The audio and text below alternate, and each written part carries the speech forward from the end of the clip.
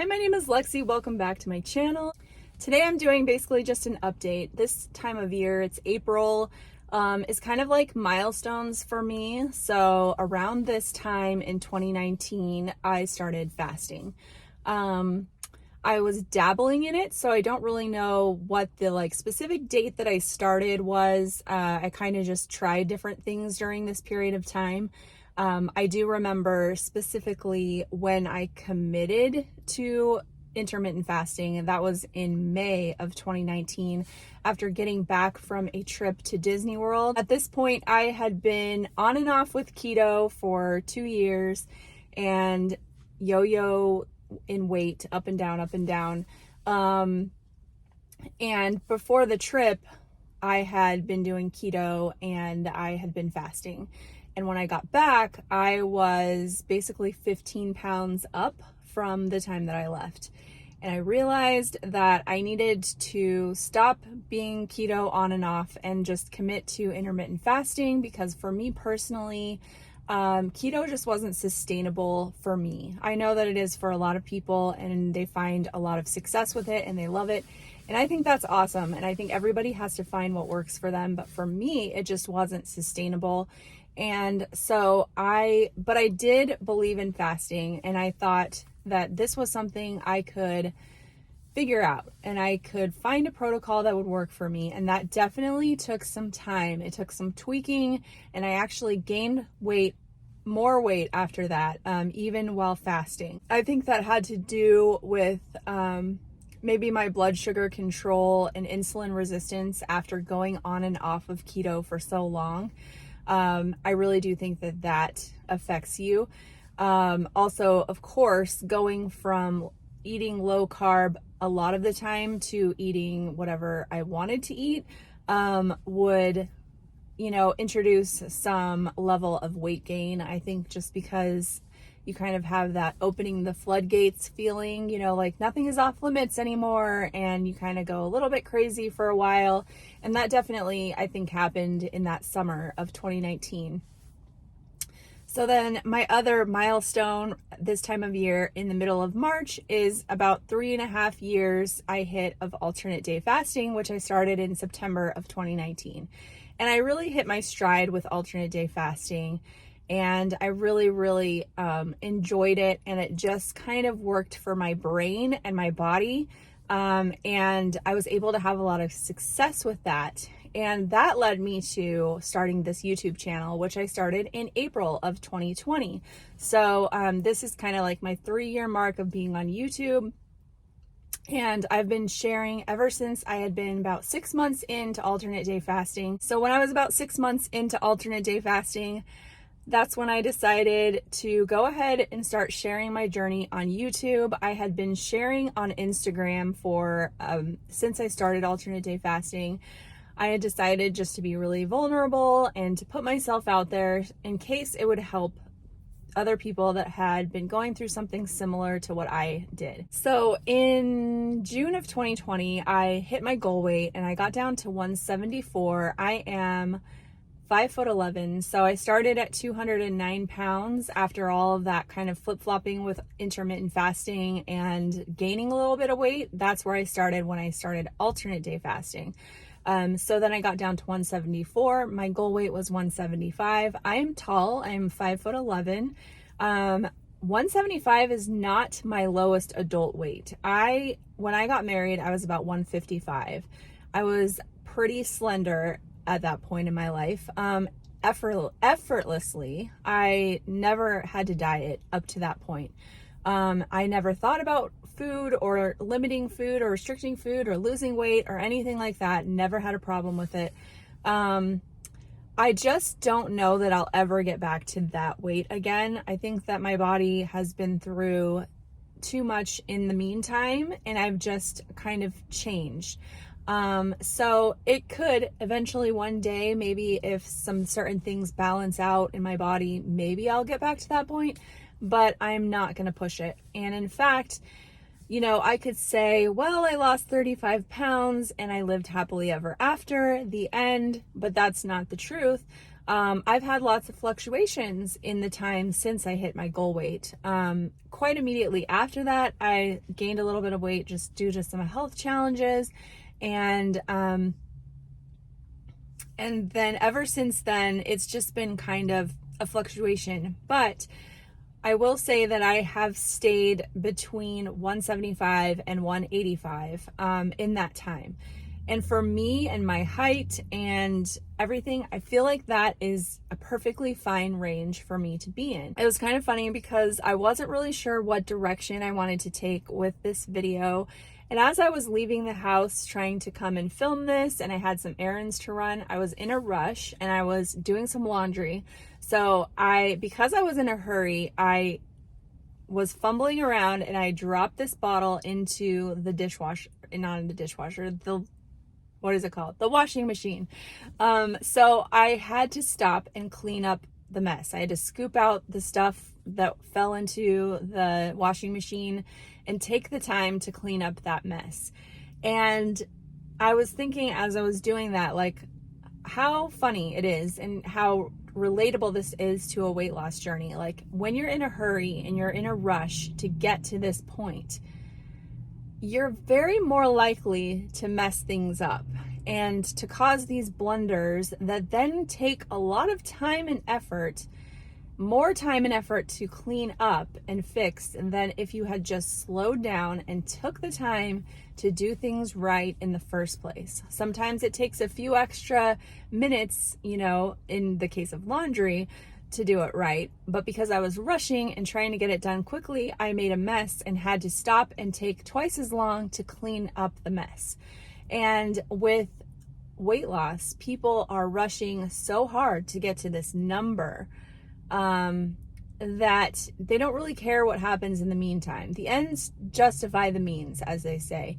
And you'll do whatever it takes to your body and your mind in the short term to get to this magical number that will suddenly make you loved and accepted, feel beautiful, and feel like you're worth something. And you get to that point, and then all of those mistakes, and when I'm saying mistakes, I mean doing unsustainable things that cause a lot of harm in the long term to your metabolism, to your mental state, to your hormones.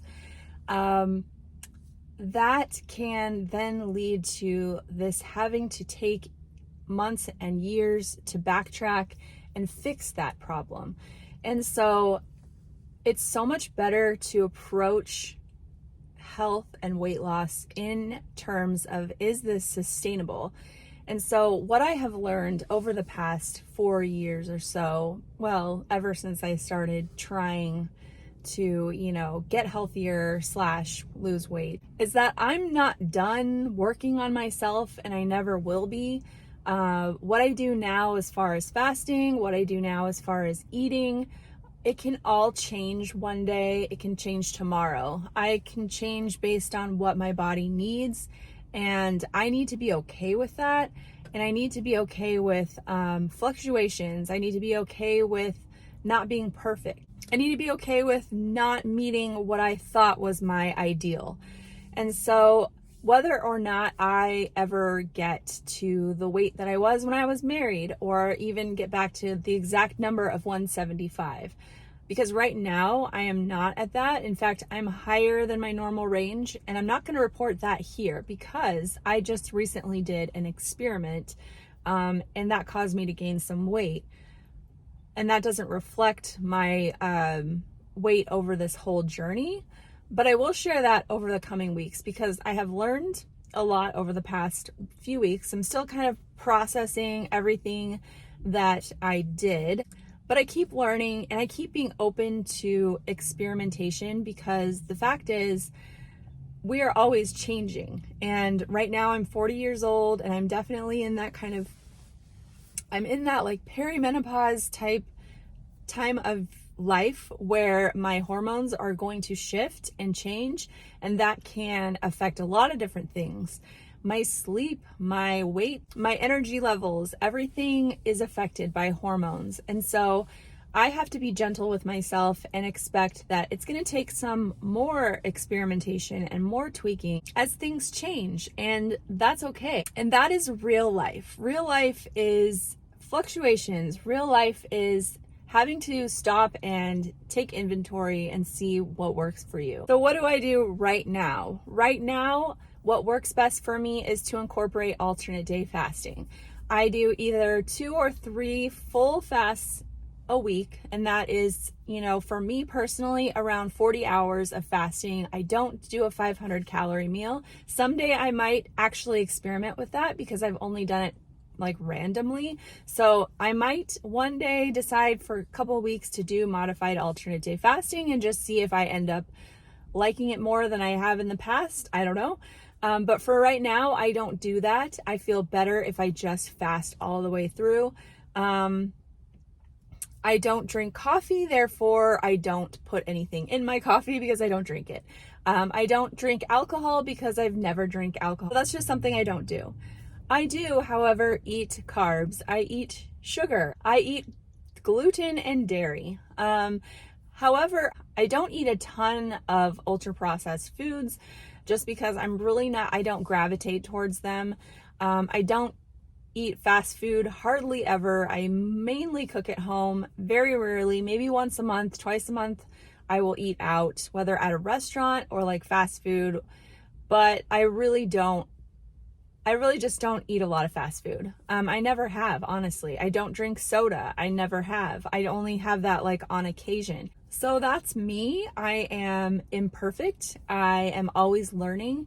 And I encourage you to do the same, and not to compare yourself to anyone else, because what works for one person may not work for you. And on the flip side of that, what works for another person may work for you. And so that's why I feel like it's very powerful and important to share what I do, not because I'm saying you should do this, but because you may get some ideas and inspiration.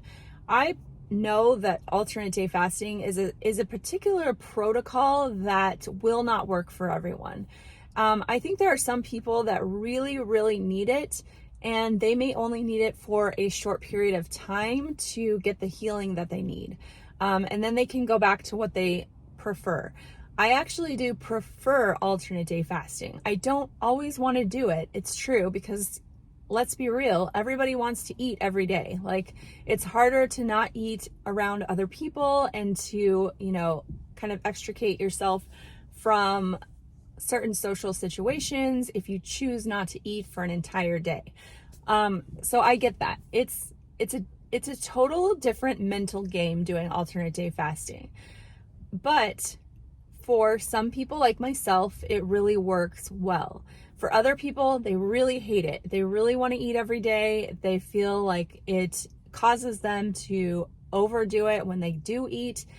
And it just depends on you. And you will not know that until you try it for yourself. And a lot of people are really afraid to try it because they think it's going to be super hard. And I was definitely one of those people. So if you have been thinking about it for a long time, I say give it a try for a couple weeks. As long as you have been fasting, for maybe 3 to 6 months consistently, I would say go ahead and give it a try. Give it a solid try for a couple of weeks. And if you hate it and you don't feel better at the end of those 2 weeks, you can go back to whatever you were doing before. There is no contract that you have to sign. Or perhaps you may decide that it's something you want to do once a week or once a month, just to sort of get some extra healing in. And there's nothing wrong with that either. So what I was trying to get to with my analogy of doing laundry is that it takes the time it takes, and you can't rush this kind of progress when it comes to life-changing lifestyle changes. You just have to let it be gradual and let it be organic and natural. It's the same with teaching kids certain things. It takes the time it takes. And there's just so many things in life that you cannot rush. And I think that making sustainable health changes is one of those things. I know that some people are in a kind of dangerous place with their health. and they feel like it is an emergency and they have to make these changes radically, really quickly. And I do understand that that is a different sort of situation. And so you have to gauge whether you're in that situation or not. But even so, once you get past that initial burst of healing that you need, I think that you still need to slow down and sort of pay attention to the things that you believe that you can sustain for the rest of your life. And there are things you can do that maybe will drop your weight really quickly, but they will not be sustainable. And therefore, it doesn't really matter if you lose a bunch of weight if you're just going to eventually go back to that thing and gain it back. So if you're on this journey with me, I welcome you and I'm grateful to have you here. Thanks for watching, and I will see you guys next week. Bye-bye.